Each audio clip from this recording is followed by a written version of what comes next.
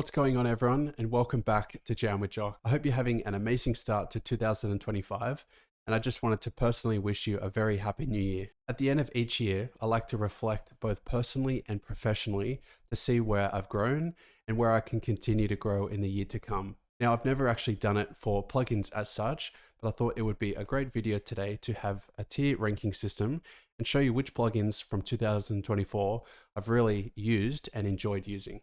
We're all guilty of getting too many plugins, so hopefully by telling you which ones I've actually implemented into my routine, you can then go ahead and try them for yourself. Now lately I've really tried to focus in on just using one plugin for each role in the mix. For instance, one EQ, one compressor, because when we have so many choices to make, we can start overthinking our mix, and that can create many problems. So my goal for 2025 is to not buy a single plugin until Black Friday at the end of the year.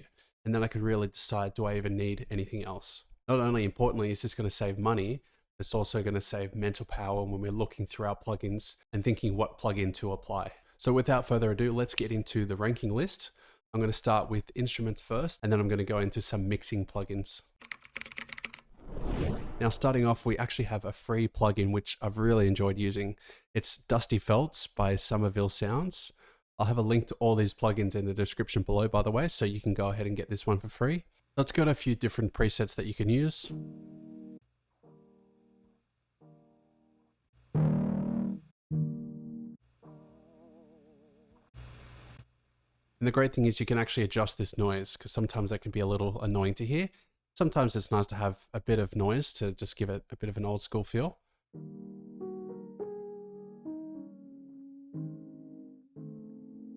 Yeah, it's really great sounding Rhodes type of electric piano.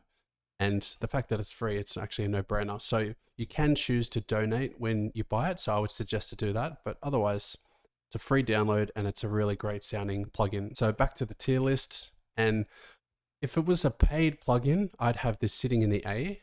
But because it's a free plugin, I'm going to throw it up in that S tier, because it's very rare that there's free plugins these days that we can actually implement in our sounds all the time. So starting off on a really high note, we've got our first plugin that's sitting in that S tier. Next up, we've got Orchestral Tools Harpsichord. So I actually used this in my last upload, which was recreating Wham's Last Christmas. I'll have that linked up above if you want to go ahead and check that out, and you can hear the sounds in there. But I've been really, really impressed with this plugin. This is a company that makes some of the most high-end sounds, so I was expecting a lot when I got it. But I did purchase this on Black Friday, so I got a really nice price. So I'd probably suggest, if you do like it, to maybe wait for another sale because they're quite expensive. So you have a choice between a French and Italian harpsichord, and then you can go even one step further by choosing the type of harpsichord that you want. So I'll just use a sustained one.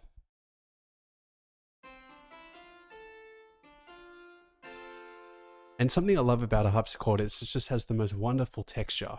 It's definitely one sound that is a perfect layer to any chords or melody, because it just gives it so much richness and it really helps it stand out in the mix because of the texture that it has.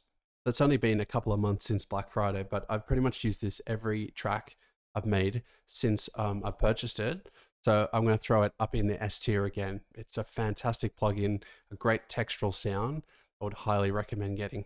Next up, we have Eternal Arps. So this is another plugin that I got during Black Friday. And I was seeing a lot of content creators label this as the best plugin of 2024. And arpeggios are something that I really like to use in my music. So I thought it was a no-brainer. I got it for half price. And yeah, everyone was talking really highly about it. But so far, I haven't really been liking it. I felt the arps that they provide are not the best melodically, and I haven't really found a good place for it in a track yet, which is a bit concerning because it's been a couple of months. So the one thing I do like about Eternal Arps is you can actually add your own plugins. So for instance, I've got the Arturia Analog Lab, I've got that Orchestral Tools Harpsichord, and I've got the Xenology in there. So I can use all of those plugins to generate ARP sequences. So if I go ahead and select the Orchestral Tools, and because we're doing an ARP, I'll just do a staccato.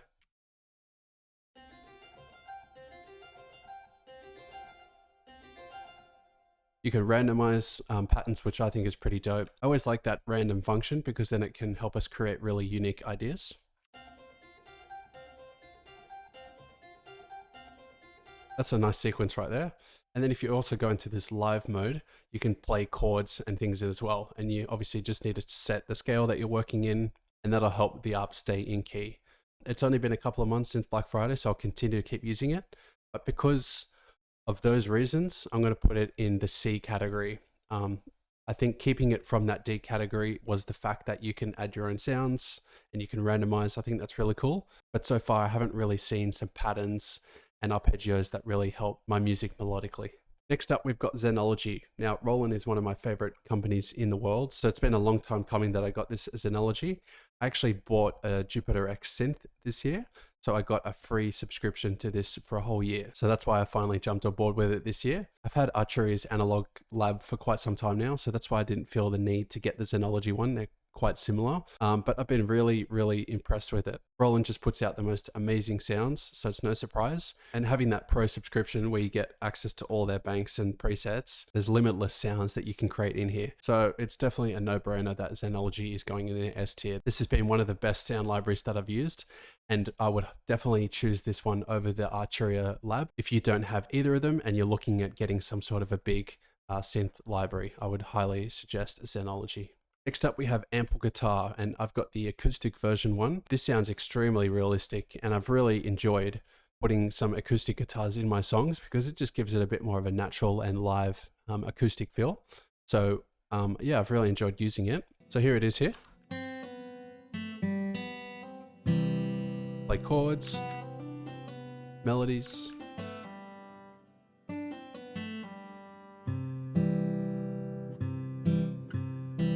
Really great sound, as you can hear. And it's also got some really great presets, which you can go into the riffer mode. And this one's Stairway to Heaven, so you can imagine what this is. Play. Pretty cool. My favorite feature about it is definitely this chord mode, because in here you can select the type of chord that you want, and then you literally just drag it into here as a MIDI file. For me, who I'm not too familiar with chords on a guitar, but I am on a piano, and even if you're not with the piano, you just need to throw the chords that you have in your song, select the ones on here, and then drag it on. You can even actually change the strumming patterns too. So that's one strumming pattern, numbers over here. And when you drag it each time, it changes that strumming pattern. So I've just dragged pattern 1 and pattern 2 in here.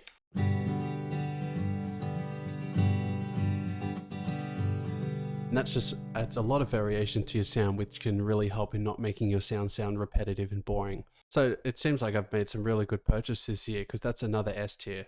Anytime I'm making anything that can remotely have an acoustic guitar, I've been using it every single time. So another one I would highly suggest. Next up, we have Guitar Rig. So this is an awesome audio effects unit, which I can actually plug my electric guitar in and use this as an amplifier. It has all these amazing presets that you can choose from. You can select your input source. So whether you want to put these effects on drums or guitar or bass, I think that's so great that you can use this for all kinds of things, because actually I've thrown this on a drum bus before and it just gave the drums a really unique sound because it had all these guitar pedals on them. And for instance here, I've still got Ample Guitar on here. Let me just put on Stadium. And it's just turned my acoustic guitar into a guitar shredder. Native Instruments do a lot of sales as well, which is awesome. So I'd wait out for that if it's full price at the moment. And so I'm going to throw this one into the A tier. Next up, we have two different drum instruments. So I actually got Addictive Drums first, so I'll start there. It has some really great libraries in here with a really diverse range of drums. And then they have this beat section, which has all these MIDI that's already been programmed in and all of these presets that you can choose from. You can select the BPM range, you can select the category, and then all you have to do is just drag the MIDI like I did with the Ample Guitar as well. So it's been a really great plugin for me when I've wanted to use real drums and not electronic drums. So it's definitely been one of the best purchases for me for the year. And it has a really authentic drum sound that you can't get from samples. So I'm going to drag this on the S tier once again. Now, Steven Slate drums, a bit unsure about why I got this. It was in Black Friday, so obviously it was a great sale, but I really didn't need it because I have Addictive Drums. So I would highly suggest to you guys just getting one drum library. You definitely don't need to. The interface isn't as good on Steven Slate, if I must say. I haven't found the grooves on here and the inbuilt presets to be as good as the ones on Addictive Drums. So I'm going to go ahead and throw this in the S tier So that wraps up the instruments. So now let's go ahead and start looking at some effects. First up, we have the Distressor compressor. This is modeled after a real analog compressor that is one of the most popular compressors in the industry. Seriously enjoyed using this since I've got it. I got this on Black Friday. It has a really unique flavor that it adds to whatever you put it on. And it's a really simple compressor to use as well, which I think for a lot of us, compression can be a little bit daunting at times. So I found it to be super simple to implement in my mix. So yeah, really great interface. It's got all your standard knobs on a compressor. And something I love about it is it has the dry mix knob, which helps you have parallel compression, which I love to use. So that's a really fantastic function. You've got your gain reduction up here with the lights, which is just different to a more modern one, which has a graph. And it's got a whole bunch of presets, which I found to be really good. So just throwing on a drum bus.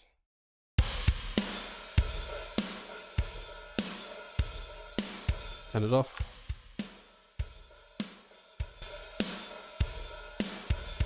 So it's really great if you want to really compress sounds, because you even have this nuke mode, which is just the highest ratio that you can use. A lot of compressors only go up to that 20, sometimes only go up to 10:1 in ratios. So if you really want to slam some sounds with compression, then this is definitely one that you can use. I'm going to throw this one in the A tier, this Distressor compressor. Next up, we have Fresh Air, which is another free plugin.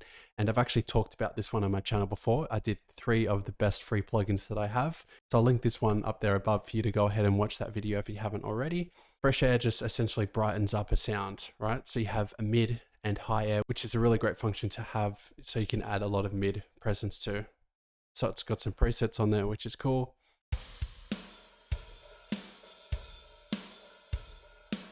It's quite extreme in its sound, so I would just do it ever so subtly, but it's a really great plugin to just add a lot of presence to your mix. And once again, it's a free plugin, so there's really no harm in using it. So I'm going to throw this one in the B tier. I just don't use it a whole lot, but when I do need to use it, it definitely serves its purpose. Next up, we've got the Pultec EQ. Now, this is one of my favorite EQs of all time, and I finally made the plunge this year, and I got it, and I have been using it ever since. Once again, I actually did another video on this recently too. So once again, I'll have that linked up above for you guys to watch the video on that. It's about understanding the mechanics of it, because it can be quite a tricky EQ to use for a lot of us modern producers who aren't used to an analog style. But it's really one of the best EQs that you can get out there to add a lot of warmth to your sounds.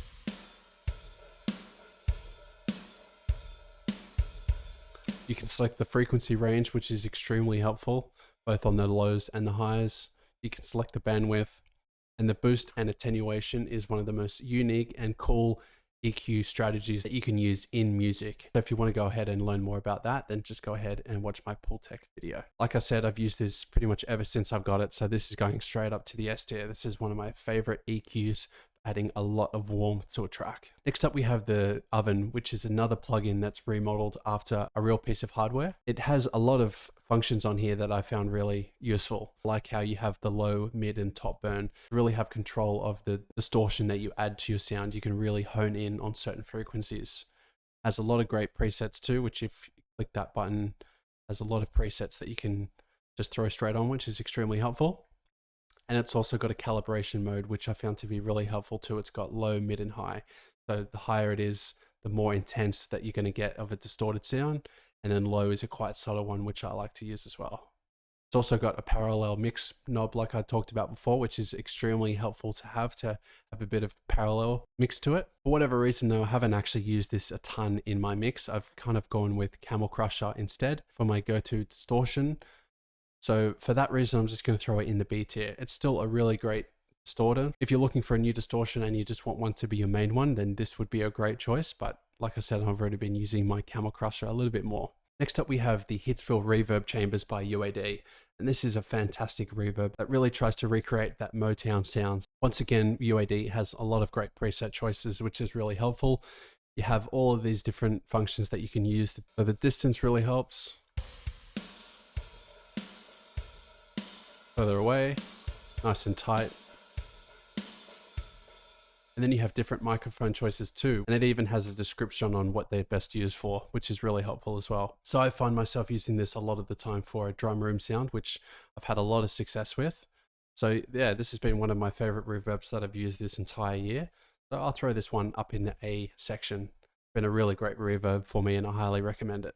Last but very not least, we have another recent purchase from Black Friday, and this is from a company, Baby Audio, that I've wanted to try out for quite a while. They've seemed to be quite trendy at the moment, and I've got this spaced out one, which is a delay and a reverb, and I found myself using it a lot recently. It's a really great reverb and delay. It has hundreds of different presets, which is really cool. And the great thing is you can turn off delay or reverb if you just wanted to use one of them, which is really cool. You have the dry or wet knob to blend between more delay or more reverb.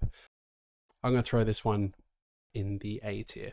So there was my ranking, guys. I think overall I've done quite a good job of choosing the plugins that I've wanted this year. I've got a lot of S tiers, a lot of A tiers, which is really great, and just a couple on B and C. And if we look down at the C one, that was a pretty obvious choice for me. Why it's down there. I didn't need it. I have addictive drums already. So I think that's a lesson for us all to remember. If we have a specific sound or instrument or effect, we don't need to buy another one, even if it's on a Black Friday sale. Other than that, I'm really pleasantly surprised with all of these. And I would highly suggest you guys to do a ranking system for yourself. It really lets you see where you went well and where you went wrong with some of your purchases in the year. And also, if you have like 20 or 30 plugins that you're putting into the ranking system, it might be a reminder to say, wow, I didn't know I bought so many. So it could be a reminder for you in 2025 to try and not buy so many plugins. So hopefully you found this video useful, and hopefully you can see which plugins I've really enjoyed using and you might want to try them out for yourself. Once again, thank you guys so much for staying to the end of the video. I hope you enjoyed all of these reviews. I'm wishing you guys all the success in 2025, both personally and also musically as well. I hope that you guys subscribe to the channel and you stick around for the journey this year, because it's going to be lots of exciting videos on the way. If you wanted to go ahead and keep watching my videos, then I'll just put my latest upload right up here. Until then, I'll see you guys in the next one.